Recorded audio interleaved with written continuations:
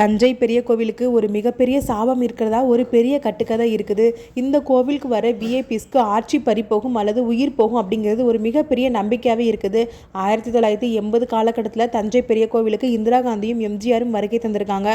அதுக்கப்புறமா இந்திரா காந்தி சுட்டுக் கொல்லப்பட்டாங்க. எம்ஜிஆரும் உடல்நலக்குறைவால் இறந்து போனாங்க. 2010ஆம் ஆண்டு தஞ்சை பெரிய கோவிலோட 1000வது ஆண்டு பொன்விழாவுக்கு கருணாநிதி கலந்துக்க போனாங்க. ஆனால் இந்த கோவிலோட சாபம் கேள்விப்பட்டு மாற்றுப்பாதை அமைச்சு கோவிலுக்குள்ள போனாங்க. அப்போ முதலமைச்சர் இருந்த கருணாநிதி கோவிலுக்குள்ள போய் அடுத்த வருஷமே 2011ஆம் ஆண்டு தேர்தல் நடந்து ஆட்சி மாற்றமும் ஏற்பட்டது. இந்த சாபம் எப்படி ஏற்பட்டது அப்படின்னு பார்த்தீங்கன்னா, ராஜராஜ சோழனுக்கும் அவருடைய குருவுக்கும் எந்த மொழியில கும்பாபிஷேகம் பண்ணணும் அப்படின்ட்டு ஒரு வாக்குவாதம் ஏற்பட்டது. ராஜராஜ சோழன் தமிழ்ல தான் கும்பாபிஷேகம் பண்ணணும்னு சொன்னாங்க. அவங்களுடைய குரு சமஸ்கிருதத்தில் பண்ணணும்னு சொன்னாங்க. இருந்தாலுமே ராஜராஜ சோழன் தமிழ் தான் உயர்ந்ததுன்னு சொல்லி தமிழ்ல கும்பாபிஷேகம் பண்ணாங்க.